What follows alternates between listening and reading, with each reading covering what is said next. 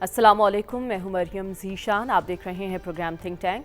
मेरे साथ मौजूद हैं सलमान गनी साहब, डॉक्टर हसन अस्करी साहब, रसूल बख्श रई साहब और ख्वाजा इमरान रज़ा साहब।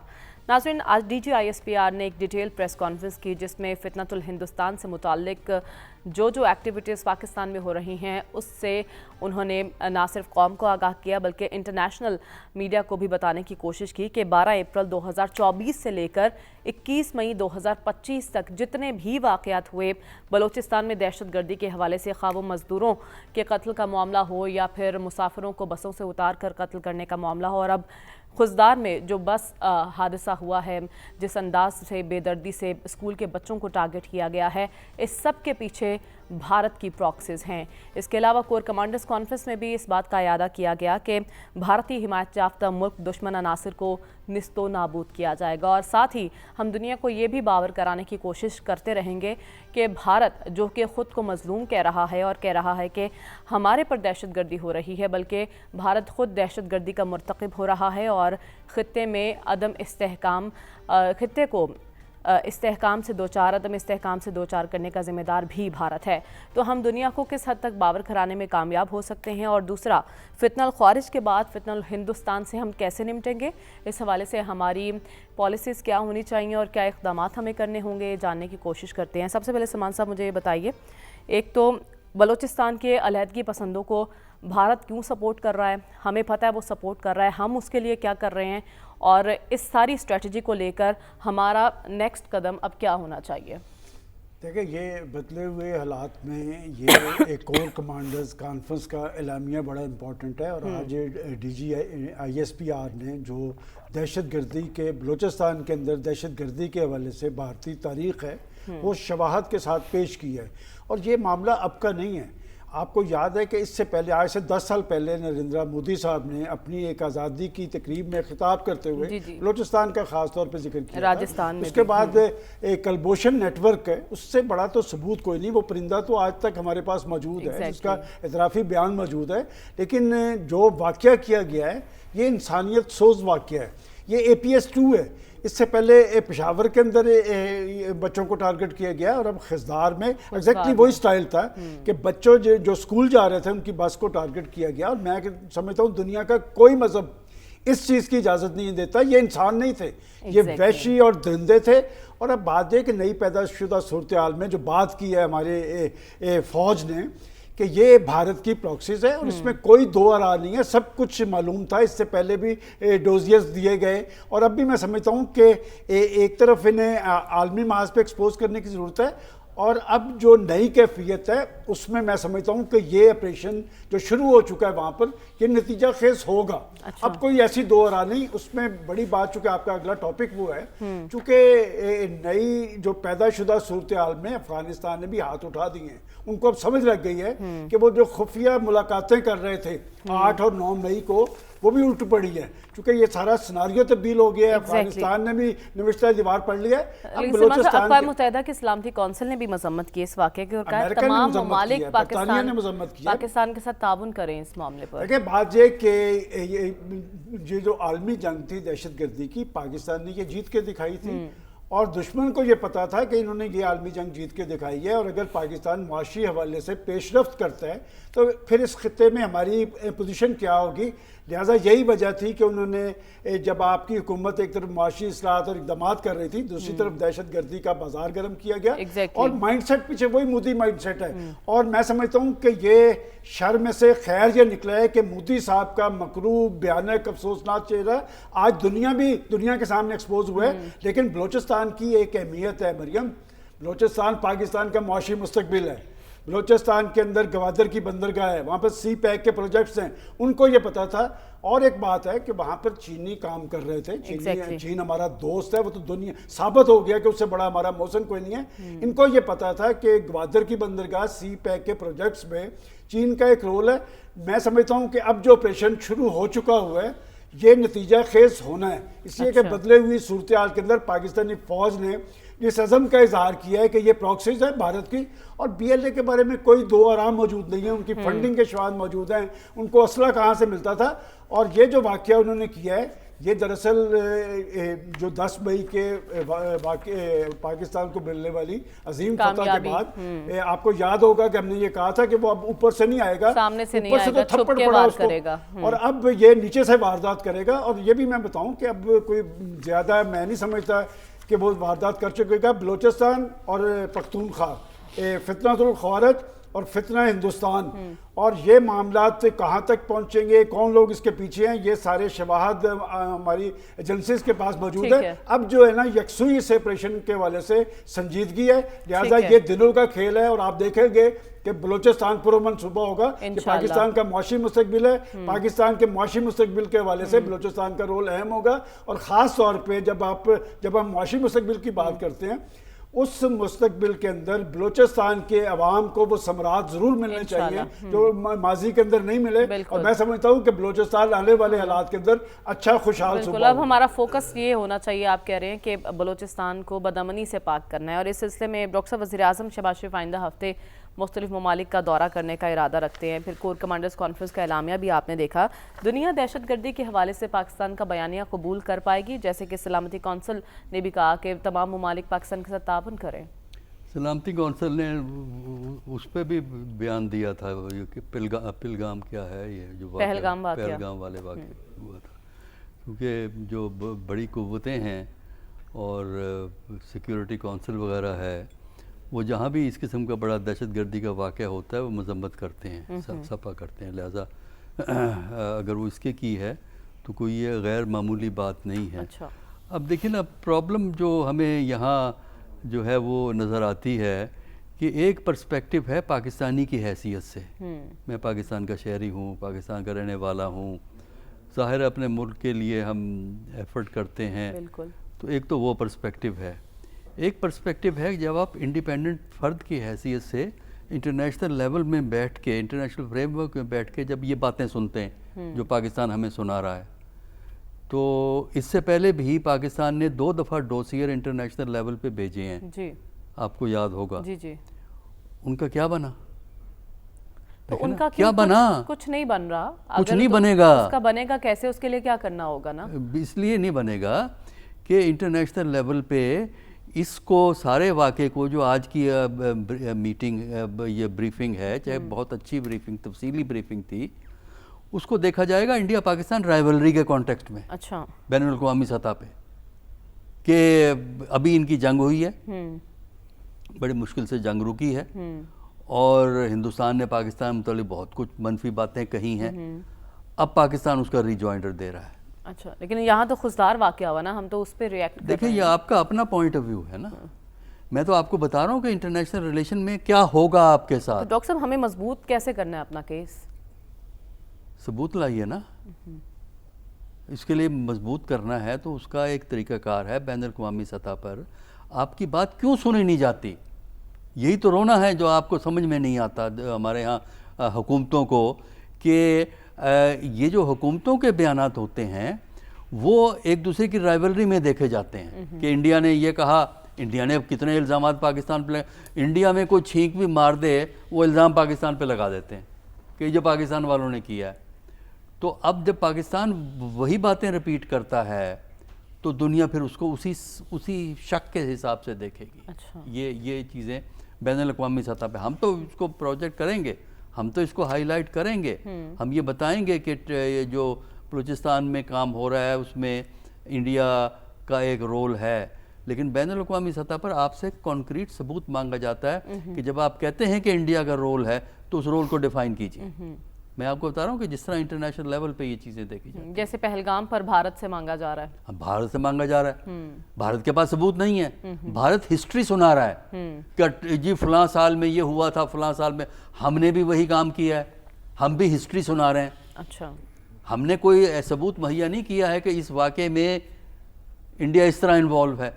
ہسٹری ہم نے سنائی ہے, بہت صحیح ہسٹری ہے وہ. ٹھیک ہے, وہ کیا ان کا بندہ جو پکڑا ہوا ہے ہمارے ہاں, کیا نام ہے, کلبھوشن. ہاں, کلبھوشن یادو موجود ہے.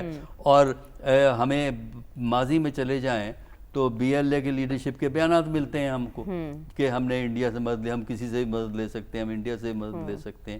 یہ بیانات موجود ہیں, بالکل ہسٹری موجود ہے.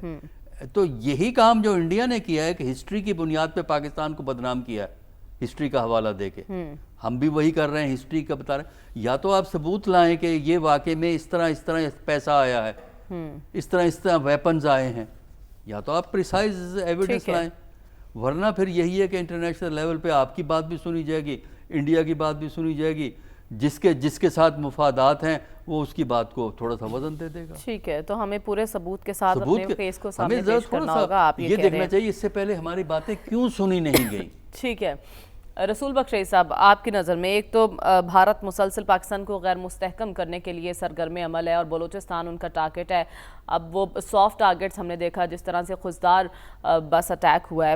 اس ساری سچویشن میں دہشت گردی کا قلع کما کرنا صرف سیکیورٹی فورسز کی ذمہ داری ہے. ہم کہاں لیک کر رہے ہیں اور اب ہمیں کرنا کیا ہوگا؟ دیکھیں، یہ اتنا بڑا المیہ ہے اور اتنا بڑا چیلنج ہے جس کے لیے کہ سب کو جواب دینا ہوگا، اور خصوصی طور پہ بلوچستان کے حکمرانوں کو، کہ وہاں پہ حکومتیں بنتی رہی ہیں، اب بھی حکومت وہاں پہ موجود ہے. اور یہ نہیں ہے کہ بلوچستان کو، ہمیشہ ہم کہتے ہیں کہ بلوچستان میں لوگوں کو حقوق نہیں ملے، ان کو وہاں ترقی نہیں ہوئی، وہاں یہ نہیں ہوا، وہاں احساس محرومی ہے. ایک احساس محرومی ہمیشہ ریئل ہوتا ہے، حقیقی ہوتا ہے. ایک وہ ہوتا ہے جو سیاسی مقاصد کے لیے پیدا کیا جاتا ہے. آپ ایک تاریخ اٹھا کے دیکھ لیں کہ 47 میں بلوچستان میں کیا تھا، اس کے 10 سال، اس کے اگلے 10 سال، اس کے اگلے سال، اور آج بلوچستان کہاں پہنچا ہوا ہے. کہ بلوچستان میں بنیادی مسئلہ یہ نہیں ہے کہ وسائل کی کمی ہے. وسائل تو 18ویں ترمیم کے بعد مرکز نے اتنا دیے ہیں، اور جو رائلٹیز ملتی ہیں سینکڑوں ارب ڈالرز میں، روپیز میں وہاں پہ جا رہی ہے. کوئی کچھ اسپیشل پیکیجز علیحدہ ہیں، کبھی 100 بلین، کبھی 50 بلین، کبھی 60 بلین. کسی نے پوچھا ہے وہاں کے حکمرانوں سے کہ یہ پیسہ کہاں گیا ہے؟ ایگزیکٹلی کہاں پہ خرچ ہوا ہے؟ بلوچستان میں اب اتنا یونیورسٹیز اور کالجز ہیں کہ ہر سال 25,000 گریجویٹس وہاں پہ پیدا ہو رہے ہیں، جس میں سائنس بھی ہے، جس میں ٹیکنالوجی بھی ہے، ڈاکٹرز بھی ہیں. ان 25,000 کو کھپانے کے لیے وہاں پہ کیا بلوچستان کے حکمرانوں نے وہاں صنعت لگنے دی؟ وہاں 80 پہ ہم لگانے کی کوشش کر رہے ہیں، وہاں پہ اکنامک زونز بن رہے ہیں، بندرگاہ بنی ہے. تو اس سے ایک ایکٹیویٹی جنریٹ ہونی چاہیے. کہ آپ دیکھیں کہ دنیا میں جو اکائیاں ہوتی ہیں، کہیں ان کو صوبہ کہتے ہیں، کہیں آپ ان کو ریاستیں کہتے ہیں، وہ ایک دوسرے کی مسابقت میں ہوتے ہیں کہ سرمایہ کاری ہمارے ہاں ہو. ایگزیکٹلی. لیکن یہ تو سب جانتے ہیں نا سی پیک کس کی آنکھوں میں کھٹک رہا ہے. آپ وہاں کے حکمرانوں کی بات کر رہے ہیں. یہاں ایک دفعہ یہ بھی ڈسکشن ہوئی تھی کہ سیاسی حل نکلنا چاہیے، لیکن جو پراکسیز بھارت کی وہاں پر کام کر رہی ہیں، جیسے ہم نے فتنۃ الخوارج کا سر کچلا ہے اور اب بھی کچل رہے ہیں، فتنۃ الہندوستان سے ہمیں کیسے نمٹنا ہے، اس کے لیے آپ کسے ذمہ دار ٹھہرائیں گے؟ میرا خیال یہ ہے کہ وہاں پہ ہمیں یہاں پہ جو ان کے جو پراکسیز ہیں ان کا قلع کما کرنا کوئی مشکل کام نہیں ہے. اس کے لیے صرف پولیٹیکل ویل کی ضرورت ہے. کہ اگر پولیٹیکل ویل آج اگر ہو، دیکھیں سوات میں تھی، پورے لوگوں کو وہاں سے ہم نے نکالا، محفوظ جگہوں کے اوپر ان کو پہنچایا. اسی طریقے سے ہم نے جو قبائلی اضلاع ہیں وہاں پہ، یہاں پہ بلوچستان کے مسئلے میں میں سمجھتا ہوں کہ وفاقی اور صوبائی حکومت کی وہ پولیٹیکل کمٹمنٹ اینڈ ویل نہیں ہے جو پہلے ہم نے تھی. سارا کام آپ نے جس طرح سے سوال کیا تھا کہ سیکیورٹی فورسز کا، انہوں نے تو آپ نے حکم دینا ہے یا انہوں نے ایک منصوبہ بندی کرنی ہے، اس کے مطابق آگے چلنا ہے. لیکن جہاں تک کہ وہاں کی حکومت ہے اس کو اچھے کام کرنے چاہیے، ترقی کرنی چاہیے، کرپشن ختم کرنی چاہیے، گورننس بہتر کرنی چاہیے، لوگوں کو سہولت دینی چاہیے، تاکہ وہ جو پروکسیز کا بیانیہ ہے کہ احساس محرومی اور اس کے لیے ہتھیار اٹھانا ہر صورت میں وہ جائز سمجھتے ہیں، اس کو ختم کرنا ہے. دنیا کا اصول ہے ریاست کا کہ جو بھی ہتھیار اٹھاتا ہے اس کے خلاف ریاست حرکت میں آتی ہے. یہ سوال نہیں پوچھا جاتا کہ آپ کے گریونسز کیا تھے کیا نہیں تھے. کہ میرا خیال یہ ہے کہ ہمیں ایک چیز ذہن میں رکھنی چاہیے، دو چیزیں. ایک کہ بھارت پاکستان کو غیر مستحکم کرتا رہے گا، کرتا رہا ہے، اور اسے خیر کی توقع نہیں ہے. دوسری بات یہ ہے کہ آپ نے سیاسی طاقت اپنے اندر پیدا کرنی ہے کہ جہاں اصلاحات کرنی ہے وہاں جو پراکسیز ہے ان کو اسی طریقے سے ختم کرنا چاہیے جس طرح سے دنیا نے ہر جگہ ہر حصے میں ان کو ختم کیا ہے. ٹھیک ہے، اسی طریقے سے ختم کرنا چاہیے جس طرح سے دنیا میں ہر جگہ پر ختم کی گئی ہیں. یہی سوال میں خواجہ صاحب سے پوچھنا چاہوں گی. خواجہ صاحب، کور کمانڈرز کانفرنس کا اعلامیہ اگر ہم پڑھیں تو ہمیں یہ سمجھ میں آتی ہے کہ they are cleared and focused, انہیں پتہ ہے ہم نے کیا کرنا ہے، کیسے کرنا ہے. تو پھر کیا پیچھے سپورٹ کوئی موجود نہیں ہے؟ کہ بلوچستان کے حکمرانوں کی وہ توجہ نہیں ہے جو چاہیے، یا پھر وفاق کی جانب سے وہ سپورٹ نہیں مل رہی؟ کہاں پہ کوئی کمی رہ رہی ہے؟ دیکھیں، اس کو میں دو حصوں میں جواب دوں گا. میں تو انتہائی افسردہ ہوں ایز پاکستانی. ہماری بچیوں کا خون بہا ہے، ہمارے بچوں کا خون بہا ہے. دس از ٹو مچ، دس از انٹالریبل. یہ بلوچستان غزہ نہیں ہے. ایگزیکٹلی. پہلے تو میں آپ کو انڈیا کی بات بتا دوں. دیکھیں، آپ مودی سے کوئی خیر کی توقع نہ رکھیں. ابھی بھی ان کا میڈیا جنگوسٹک ہے، وہ شیکن ہے، وہ ڈیسپریٹ ہوا ہے، وہ مایوس ہے اندر سے. اس سے کچھ بھی ایکسپیکٹ کر سکتے ہیں. کرسٹین فیئر کا میں نے اس نے نام لیا، اینٹی پاکستان اس کا پیراڈائم ہے. جارج ٹاؤن یونیورسٹی کی پروفیسر نے ٹی وی پہ بیٹھ کے کہا کہ آپ کوورٹ آپریشن کریں. میں چیلنج کر رہا ہوں، کچھ اس خاتون نے کہا. یہ ہے انٹلیکچوئل آنیسٹی کہ آپ ٹی وی پہ بیٹھ کے اس انڈین کو کہہ رہے ہیں کہ آپ کوورٹ آپریشن کریں، اور کوورٹ آپریشن ہو گیا. وہ پانی بھی روکے گا، وہ پراکسیز سے بھی کرے گا، وہ اسکرمشز بھی کرے گا، وہ خدا نخواستہ سیز فائر بھی توڑے گا. اب بات یہ ہم نے کیا کرنا ہے؟ کیا کرنا ہے؟ پہلی بات یہ ہے، میں ایک بات بتا دوں. پاکستان کے حکمرانوں کو ایک بات سمجھ لینی چاہیے، یہ عوام اب سمجھ چکی ہے. میر علی کے بچے ہوں، خزدار کے بچے ہوں، اسلام آباد کے بچے ہوں، کراچی کے بچے ہوں، یا لاہور کے بچے ہوں، سب برابر ہیں. یہ بالکل طریقہ بالکل غلط ہے کہ بلوچستان میں خون بہا رہا ہے، بہہ رہا ہے، اور ہم بس پراکسیز. پلیز ذمہ داریاں لگائیں. Where was special branch?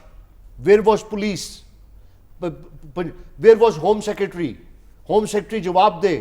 Home minister جواب دے کہ وائلنس کیوں ہو رہا ہے. بچے اگر جا رہے تھے تو گاڑی کے پیچھے کیوں نہیں پولیس کی فورس تھی؟ Who will answer this thing? آپ دیکھیں اتنے بڑے فنکشنز ہوتے ہیں، کروڑوں روپے فنکشنز پہ خرچہ جا رہا ہے، اور آپ کہتے ہیں خود وی آئی پی موومنٹ ہوتی ہے. جیسے D G I S P R نے بتایا کہ 2024 سے یہ سارا سلسلہ چل رہا ہے، اور اب 2025 میں ہم داخل ہو چکے ہیں. تو یہ تو تب سے ذمہ داری بنتی ہے نا، تب کیوں نہیں پوچھا گیا تب سے اب تک؟ مطلب ہے تقریر سے مطلب ہے میں نے جو بات کی میں نے کہہ دی ہے، لیکن اب اس کے آگے کرنا کیا ہے؟ کرنا یہ ہے جی، دیکھیں ہر بندہ اپنا اپنا کام کرے. آپ یہ فوج پہ نہ چھوڑ دیں. یہ ملٹری ایکشن سے ملٹری ایکشن کریں گے، چونکہ وہ بندوق اٹھائی ہے تو ہم نے وہ ملٹری ایکشن ہوگا. جو بھی اسٹیٹ کی ریٹ کو چیلنج کرے گا، جو بھی انتشار پھیلائے گا، جو بھی پرتشدد ایکٹیویٹی کرے گا، اس کے خلاف. لیکن اس کے بعد ہمیں ملک میں سیاسی بے یقینی کو ختم کریں، لوگوں کو ٹرسٹ ہو، بلوچستان کی احساس محرومی ختم کریں. پرائم منسٹر صاحب جا رہے ہیں باہر، بہت اچھی بات ہے. براہ مہربانی پرائم منسٹر صاحب، صدر اور باقی لوگ بلوچستان جائیں، ہر ہفتے جا کے وہاں میٹنگز کریں، وہاں پہ روز ان کا فیڈ بیک لیں. دفتر میں اپنے بلوچستان کا سیل بنائیں، وہاں پہ ایک آفیسر ہر وقت رپورٹ کر رہا ہو کہ بلوچستان کی صورتحال ہر وقت مانیٹر ہو رہی ہو کہ کیا پوزیشن ہے، اسکولوں کی کیا پوزیشن ہے، وہ ہسپتالوں کی کیا پوزیشن ہے. مطلب یہ اتنا بڑا سانحہ ہو گیا. آمین، مجھے تو یہ سمجھ نہیں آ رہی. یہ آپ یقین کریں، مجھے کہنے دیں کہ as a Pakistani I feel I'm failed. ہم اگر اپنے بچوں کو وہ کہتے ہیں ان کو حفاظت نہیں کر سکتے، ایک اسکول بس کی جس طرح اس بس کے پرخشے اڑے ہوئے ہیں، مجھے تو نہیں پتا کہ اس میں کتنے لوگ شہید ہوئے.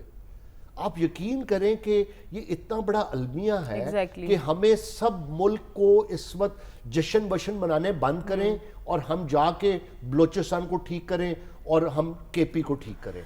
اور یہ صرف سیاسی استحکام، سب کو لے کے ساتھ چلیں. اس سے قوم جڑی ہوئی ہے. پلیز اپنے ہاتھ میں لائیں، اور بجائے آپ کہہ رہے ہیں اس موقع کا فائدہ اٹھایا جائے. اور فوج تو اپنا کام کر رہی ہے، ہمارے ادارے اپنا کام کر رہے ہیں، لیکن سول قیادت کو اب آگے بڑھنے کی ضرورت ہے، اور بلوچستان کے مسئلے کا حل تلاش کرنے کی ضرورت ہے. ہمیں آگے بڑھنا ہے اور بات کرنی ہے سفارتی محاذ پر کیا چل رہا ہے. ایک تصویر سامنے آئی ہے جس میں چین، پاکستان اور افغانستان کی نمائندگی ہوئی ہے. تو وہ تصویر کیا بول رہی ہے، اس کو ہم ایکسپلین کریں گے اس بریک کے بعد. اسٹے ود اس.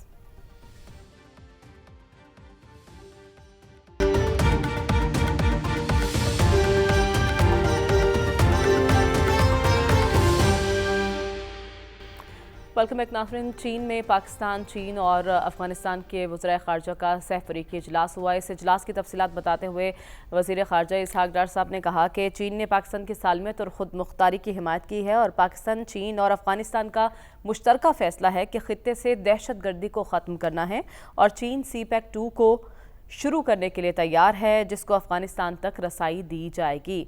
तो चीन का असर रसूख अफ़गानिस्तान पर किस हद तक है, अफ़गानिस्तान पाकिस्तान को लेकर क्या सोच रहा है और किस हद तक पाकिस्तान से दहशतगर्दी का ख़ात्मा चाहता है, इसी पर हमें बात करनी है। सलमान साहब, ब्रेक पर जाने से पहले मैंने वो तस्वीर का जिक्र किया था जिसमें चाइना के वज़ीर ख़ारजा सेंटर में थे, एक तरफ इसहाक़ डार साहब और एक तरफ अफ़गानिस्तान के वज़ीर ख़ारजा, हाथों में हाथ थे।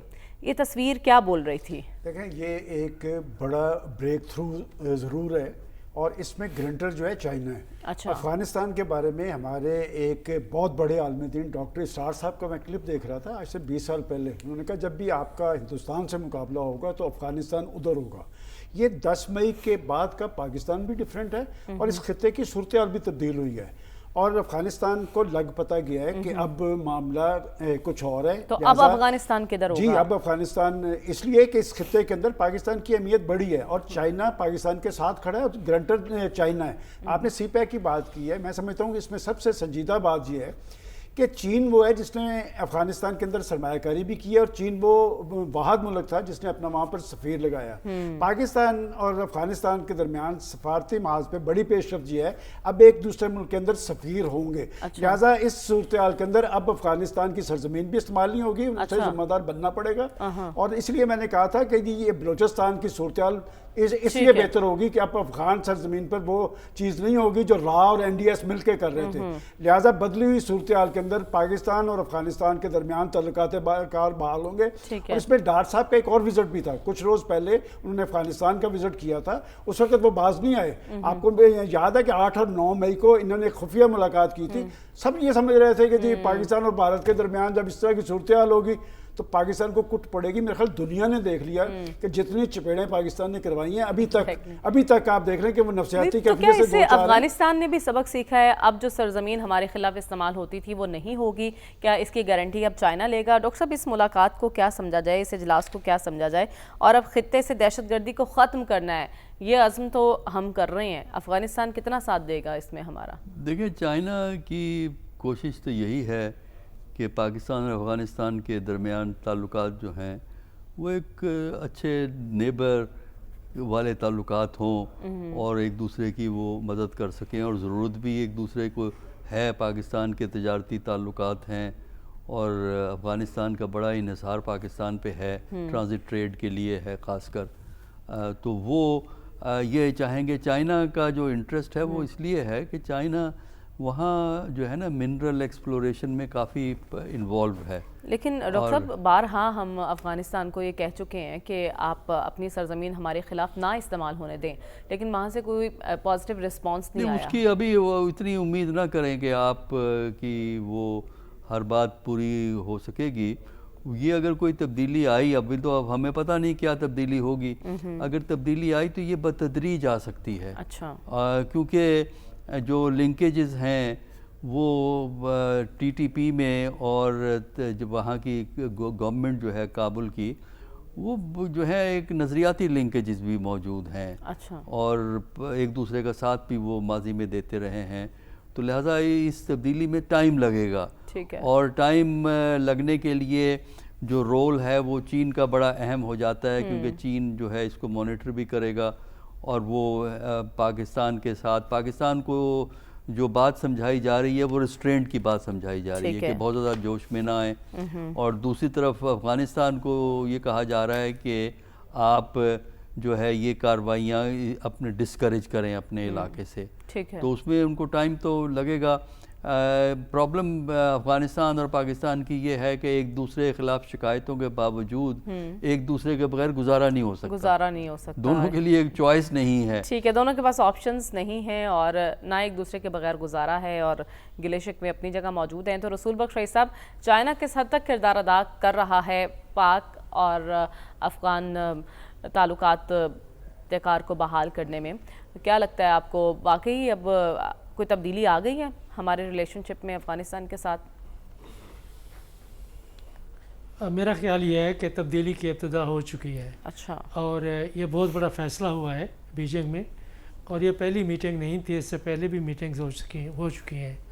और खुफिया सफारतकारी न सिर्फ अफ़गानिस्तान और पाकिस्तान के दरमियान में थी, बल्कि चीन की अफ़गानिस्तान के साथ और चीन की पाकिस्तान के साथ थी अफ़गानिस्तान के हवाले से, कि इस पे तो मुकम्मल तौर पर इत्तेफाक है कि अफ़गानिस्तान को अपनी ज़मीन इस्तेमाल किसी भी मुल्क के ख़िलाफ़ नहीं होने देनी। चीन भी उसके ख़दशात हैं, पाकिस्तान के भी हैं, अमेरिका के भी हैं, हर एक के हैं, और उन्होंने दोहा एग्रीमेंट में इस बात का वादा किया था कि वो करेंगे। असल वो ये कहते ये हैं कि उनकी कैपेसिटी कम है, सलाहियत कम है, वसाइल कम है, और ये है कि जो लोग उनके पास मौजूद हैं उनको वो ठीक करने की कोशिश कर रहे हैं, समझाने की कोशिश कर रहे हैं।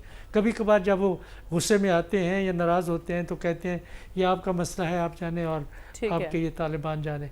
तो ये मेरा ख्याल ये है कि ये सफारती कोशिशों के साथ साथ जो मुआशी एक उन्होंने इशारा किया है कि CPEC को अफ़गानिस्तान तक बढ़ाया जाएगा, तो ये हम कम्युनिकेशन में, इकोनॉमी में पहले ही इंटीग्रेटेड है, और जितना ज़्यादा हम अफ़गानिस्तान को अपनी मईशत के साथ और अब चीन की मईशत के साथ इंटीग्रेट करेंगे, उससे फिर हमारा सियासी वज़न भी बढ़ेगा, सफारती वज़न भी बढ़ेगा, और हमारी बात भी सुनी हो जाएगी। हमें कट ऑफ नहीं करना चाहिए जो भी हालात हो अफगानिस्तान। लेकिन मैं जानना चाहती हूँ इस सारी सिचुएशन में अफगानिस्तान क्या सोच रहा है कि उसका फ़ायदा किस में होगा? जब CPEC 2 में उसे शामिल करने की बात हो रही है, तो फिर खान साहब ये तो एक गोल्डन अपॉर्चुनिटी होगी अफगानिस्तान के लिए, जहाँ दुनिया ने एक तरफ कट ऑफ किया था, अब CPEC 2 में उसे शामिल किया जाएगा तो उसकी अहमियत बढ़ जाएगी।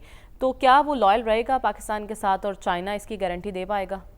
देखें, मैं इसको शुरू में ये एक जुमला कहूँगा कि the big giant is waking up. China Africa से शुरू हुआ, डेवलपमेंट पोर्टफोलियो वहाँ पे दिया, सीरिया में आया, सऊदी अरब में आया, सऊदी अरब और ईरान को मिला के बात की, उधर से हमास के साथ यूनिटी डील की, सऊदीज़ और ईरान का तफसिया करवाया, अब वो साउथ एशिया में आया। और ये साउथ एशिया की वॉर के बाद, मिनी वॉर के बाद, जो जियो पॉलिटिक्स है, जियो इकनॉमिक्स और जियो स्ट्रेटेजिक इंटरेस्ट भी जो है वो चेंज हो गए हैं। अब लिहाजा चाइना ने जो अपॉर्चुनिटी दी है उसके लिए या तो ये गेम चेंजर होगा, और या ये फिर खुदा न खास्ता किसी ग्रेट गेम का निशाना बन जाएगा। अच्छा, अब ग्रेट गेम का निशाना बनने के लिए आप अमेरिका को इसमें से डाइवोर्स ना करें। अमेरिकन इंटरेस्ट भी यहाँ मौजूद है, इंडिया उनका स्ट्रेटेजिक पार्टनर है, इसको मत भूलें। और अफगानिस्तान में उनके अपने तरह के इंटरेस्ट है, और वो यहाँ पे ज़ालिम खलीलजाद का एक पहले विजिट भी हो चुका है जी। और फिर डोंट फॉरगेट दाइश ऑल्सो।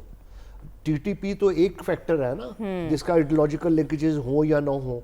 तो असल बात यह है कि दोनों पाकिस्तान और अफगानिस्तान को समझना चाहिए कि ये इकोनॉमिक इंटीग्रेशन का मौका है। आपको जॉब्स मिलेंगी, आपको इन्वेस्टमेंट आएगी, आपकी गुडविल बढ़ेगी, उनको दुनिया रिकग्नाइज करेगी अफगानिस्तान को, और पाकिस्तान के लिए मुफीद होगा। CPEC का जो ख्वाब है कि वो सेंट्रल एशिया तक जाए, वो अफगानिस्तान से ही जाना है।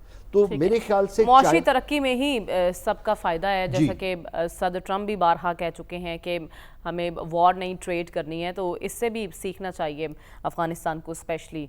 हमें प्रोग्राम में आगे बढ़ना है और बात करनी है मुल्क की सियासत की। पाकिस्तान तहरीक इंसाफ, क्या PTI फिर उसी डगर पर आई? ये जानेंगे इस ब्रेक के बाद। Stay with us.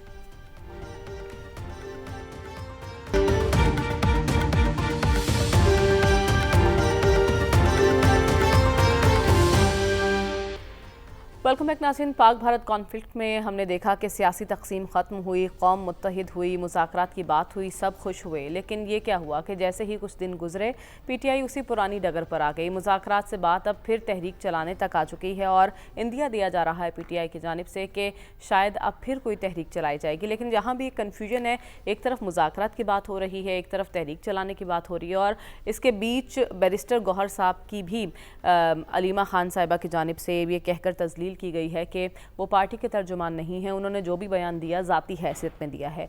तो ये पार्टी के अंदर चल क्या रहा है, ये जानने की कोशिश करते हैं। सलमान साहब, ये PTI अब किस डगर पर है? देखिए, अगर 10 मई की जो बड़ी फतह मिली है उसमें बुनियादी किरदार फ़ौज का था, तो उसमें पाकिस्तान की पॉलिटिकल फोर्सेस की तईद और हमायत भी हासिल थी, اور بیرسٹر گوہر ان کے ساتھیوں نے فوج کے ساتھ یکجہتی کا اظہار کیا تھا. لیکن اس کے بعد کی صورتحال دیکھیں، تحریک انصاف کا اصل مسئلہ، آپ تحریک کی بات کر رہے ہیں، ان کا اندرونی بحران ہے کہ اگر ایک شخص کو خود عمران خان صاحب نے چیئرمین نامزد کیا ہے تو ان کی ہمشیرہ محترمہ ان کی جس طرح تذلیل کرتی نظر آ رہی ہیں اور ان کے بارے میں جو کچھ کہا ہے، دیکھیں انہوں نے تو مبارکباد دی ہے کہ فیلڈ مارشل اگر بنا ہے تو پاکستانی قوم کی تائید کی مظہر ہے. اور خود بانی پی ٹی آئی نے جو تحفظات کا اظہار کیا، میں وہ الفاظ کہنا نہیں چاہتا کہ یہ فیلڈ مارشل کے حوالے سے کہ یہ سیدھے سیدھے بادشاہ سلامت بن جائے، مطلب کہ وہ پسپائی اختیار کرنے کے لیے تیار نہیں ہے. وہ اپنے جو ایک خاص ان کا مائنڈ سیٹ ہے اسے پیچھے ہٹنے کے لیے، لیکن وہ کیا چاہتے ہیں؟ وہ مذاکرات کی بات بھی کر رہے ہیں اور ایک اور شخص سے ملنے جاتے ہیں تو تحریک کی ہدایت دیتے ہیں. بہت کلیئر کر دوں کہ یہ اصل میں کچھ جرنلسٹوں کا یہ کام ہے کہ وہ ایک نئی بات چھیڑتے ہیں کہ ابھی تک کوئی ایسی بات نہیں ہے، کوئی پس پردہ ایسی بات نہیں ہو رہی. اور خود بیرسٹر گوہر نے بھی اس بات کی تردید کی ہے، لیکن میں سمجھتا ہوں کہ یہ بات تو ہونی چاہیے. وہ ایک پولیٹیکل فورس ہے. اگر آپ انڈیا پاکستان میں سیز فائر ہو سکتا ہے تو پاکستان کے سیاسی محاذ پر کیوں نہیں ہو سکتا؟ اور قومی سیاست میں یہ جنگ بندی ہونی چاہیے. ایک اگر ہم نے آگے کی طرف واقعتاً بڑھنا ہے نا تو پھر قومی مفاہمت کا عمل آگے کی طرف بڑھنا چاہیے اور مذاکرات ہونے چاہیے. ٹھیک ہے ڈاکٹر صاحب، گنڈا پور صاحب کیوں تحریک چلانے کی باتیں کر رہے ہیں؟ پھر وہ یہ بھی کہتے ہیں کہ ہم آئی ایم ایف کی جو شرائط ہیں اس میں بھی ساتھ نہیں دیں گے اگر ملاقات نہ کروائے گی خان صاحب سے. خود پھنسے ہوئے ہیں، اپنی صفائی دے رہے ہیں جا کے. دیکھیں، جو پی ٹی آئی ہے وہ ایک نارمل فنکشننگ پارٹی نہیں ہے. اس کی مشکلات ہیں، اس کا ایک طرف جو ہمارا ریاستی نظام ہے اس کے خلاف ہے، دوسری طرف اس کے اپنے مسائل ہیں. اور ہم نے ماضی میں بھی دیکھا ہے کہ جب پولیٹیکل پارٹیز اس مشکل میں ہوں جس میں پی ٹی آئی ہے، ان کے اندر ہمیشہ جھگڑا یا انتشار پیدا ہو جاتا ہے. ہم نے ایک پارٹی سے کئی پارٹیاں نگلتی بھی دیکھی ہیں. ہم نے 1980 کی دہائی میں چلے جائیے اور ایسی سچویشن میں یہ پارٹیاں قومی مفاد کے اگینسٹ بھی کام کرتی ہیں. دیکھیے، قومی مفاد کا تو ہمیں پتہ نہیں کیا ہوتا ہے، اس لیے قومی مفاد تو حکومت ایک انداز سے ڈیفائن کرتی ہے. حکومت کے ہاں قومی مفاد اس کی ساتھ منسلک رہیں وہ قومی مفاد، اس کو چھوڑ دیں قومی مفاد کو. بات یہ ہے کہ ہم نے دیکھا ہے کہ 80s کے اندر پیپل پارٹی کے ساتھ کیا ہوا تھا، اسی طرح ہی ہوا تھا نا پیپل پارٹی کے ساتھ. وہ اپنے نئی پارٹیاں بنی تھیں، اپنے جتوئی صاحب نے ایک پارٹی بنائی تھی اور اس طرح کچھ ہوا. تو اس وقت نارمل کنڈیشن نہیں ہے، اس کی وجہ سے اس کے اندرونی خلفشار بھی ہے پی ٹی آئی کے اندر اور رہے گا. اور بیرونی طور پر وہ ایک مؤثر پارٹی کے طور پہ کام نہیں کر سکتی، کیونکہ اسٹیٹ مشینری جو ہے اگر آپ کا ناکہ بندی کر دے تو کسی پارٹی کے لیے فنکشن کرنا اتنا آسان نہیں ہوتا. تو اس لیے میرا خیال یہ ہے کہ یہ ان کے اندر بھی خلفشار رہے گا، باہر بھی جھگڑا جو ہے وہ چلتا رہے گا. ٹھیک ہے، تو آپ کہہ رہے ہیں نارملی فنکشن نہیں کر رہی، لیکن رسول بخش صاحب اس کا مطلب پھر یہ ہے کہ آپ اب نارمل حرکتیں کریں اور آپ یہ کہیں کہ ہم آئی ایم ایف کی شرائط پر ساتھ نہیں دیں گے جب آپ کو پتہ ہے کہ ہم بڑی مشکل سے معیشت کی بحالی کا سفر طے کر رہے ہیں. دیکھیں، اگر وہ نہ بھی کریں تو اس کی ضرورت نہیں ہے کہ حکومت کے پاس اکثریت موجود ہے تو بجٹ پاس کرانا کوئی مشکل کام نہیں ہوگا. اگر آئی ایم ایف کی شرائط کے بارے میں بھی ساتھ نہ دیں تو حکومت کی صحت کے اوپر اس کا کوئی اثر نہیں پڑتا، تو اس کو تو بالکل ملحوظ خاطر نہیں رکھنا چاہیے. باقی آپ دیکھتے ہیں کہ آخر تحریک چلا رہے ہیں. کئی بار ہم سن چکے ہیں، جب چلے گی تو ہم دیکھیں گے کہ کتنا لوگ باہر نکلتے ہیں اور پھر تحریک انصاف کا کون سا دھڑا، کیونکہ اس وقت کئی دھڑے بنے ہوئے ہیں، وہ اس کو لیڈ کرتا ہے، اس کا انجام کیا ہوتا ہے. ہم تو کئی بار کہہ چکے ہیں کہ اس وقت ملک اور عوام اور حالات تحریک کے متقاضی نہیں ہیں اور ایسی تحریک چل نہیں سکتی. کوشش کر کے دیکھ لیں، لیکن وہ اپنے آپ کو حزب اختلاف میں مؤثر رکھنے کے لیے ایسی باتیں بھی کرتے رہیں گے اور ایسی تحریکیں بھی چلاتے رہیں گے. اس سے کیا فرق پڑتا ہے یہ تو ابھی ڈپینڈ کرتا ہے. یہ جو ڈائنامکس ہیں پاور کے پاکستان کے بالکل مختلف ہیں. جلوسوں سے اور اس قسم کی تحریکوں سے آج تک کوئی حکومت نہ گری ہے نہ گر سکتی ہے. اگر وہ گرا لیتے ہیں تو ایک بہت بڑا انقلاب ہوگا جس کی صورت مجھے تو پاکستان میں نظر نہیں آ رہی. ٹھیک ہے خواجہ صاحب، ایک ایسی صورتحال جب پارٹی کے اندر ایک خلفشار ہے، انتشار ہے، کیا P T I us position میں ہے کہ وہ ایک بھرپور تحریک چلا سکے؟ دیکھیں، میں اس کا جواب آپ کو لائٹ موڈ میں دو حصوں میں دیتا ہوں جلدی سے. نظام اور تحریک. موجودہ سیاسی نظام دیکھیں، دفاعی نظام تو بہترین ہے، اعلیٰ ترین پیشہ ور ہاتھوں میں ہے, پاک افواج نے بہترین کامیابی کی, زندہ باد. اب آج سیاسی نظام میں یا کرکٹ کے نظام میں یا معاشی نظام میں کمزور ہے, بیمار ہے, بدبودار ہے. اب یہ جو سیاسی نظام ہے پچھلے 75 سال سے جنگل پلے بک کی طرح چل رہا ہے. اچھا. حکومت کہتی ہے شیر ہے, عوام کہتا ہے یہ بکری ہے. حکومت کہتی ہے یہ گھوڑوں کو گدھے کے طور پہ استعمال کرتی ہے, گوریلے کو بندر کی طرح استعمال کرتی ہے. اس کے بعد آپ آ جائیں ہاتھی, بے طاقتور ہے, باروب ہے, اس کو اب جراف کی ٹانگیں لگا دیتے ہیں, گردن جراف کی لگا دیتے ہیں, آنکھیں عقاب کی لگا دیتے ہیں, اور جو چیتا جو ہے اس کو سلاخوں پیچھے بند کر دیتے ہیں, اور آپ کہتے ہیں یہ مانو کہ یہ ریچھ ہے. عوام جو ہے دیکھیں اویئر ہو گئی ہے, سسٹم ایکسپوز ہو چکا ہے. یوتھ کو سٹیج پہ سے کھڑے ہو کے کہنا کہ میں حق کر کے آپ کو پیار کر رہا ہوں یا کر رہی ہوں, اس سے سیاست نہیں ہوتی. سیاست ہوتی ہے حقیقت پسندانہ سے, انصاف. پی ٹی آئی اس وقت حقیقت پسندانہ سیاست کر رہی ہے. ہم پی ٹی آئی بھی اور دونوں طرف سے ایگوز ہیں. دیکھیں جی, انتشار کی سیاست اور پرتشدد سیاست انتہائی ہم اس کے خلاف ہیں, لیکن جلسہ کرنا, جلوس کرنا, پولیٹیکل ایکٹیویٹی کرنا جمہوریت کا حسن ہے. یہ نہیں ہو سکتا کہ حکومت کے اداروں کو آپ اجازت دیں اور اپوزیشن کو اجازت نہ دیں, حکومت کے کیسز نہ لگیں. دیکھیں یہ ناانصافی جو ہے, لوگوں کو کوئی بانی پی ٹی آئی سے کوئی نہیں ہے, آپ بھول جائیں. بانی پی ٹی آئی سے بات آگے جا چکی ہے, اب ہے لوگوں کو اویئرنیس ہے. جو یوتھ ہے وہ انوویشن پہ بلیو کرتی ہے اور وہ کیوریس ہے, اس میں تجسس ہے, وہ چیک کرتی ہے کہ کیا انصاف ہو رہا ہے کہ نہیں ہو رہا. تو لہٰذا جو تحریک ہے, تحریک سے تو مجھے نہیں پتا کامیابی ہوگی, لیکن ایک پریشر ٹیکٹکس ہے ان کا, کیونکہ انہوں نے کمپرومائز نہیں کرنا. ان کی سیاست, ایک لائن کی آخری بات میں بتا دوں, ان کی سیاست پاور لینے کی نہیں ہے. اچھا. ان کی سیاست ہے آئیڈلزم پہ بیس کے, جی میں نے سول سپریمیسی لانی ہے. اب کیا سول سپریمیسی کا پاکستان میں خواب پورا ہو سکتا ہے؟ کیا واقعی یہ ایجنڈا ہے؟ میں شور نہیں ہوں اس بارے میں. بالکل ہم اس پر پھر ڈسکشن کریں گے. اس وقت پی ٹی آئی خود پریشر میں ہے, تو کس طرح سے پریشرائز کر سکتی ہے حکومت کو, یہ بھی ایک اہم پوائنٹ ہے. اس وقت پروگرام کا وقت ختم ہو جاتا ہے, ہمیں اجازت دیجیے. اللہ حافظ.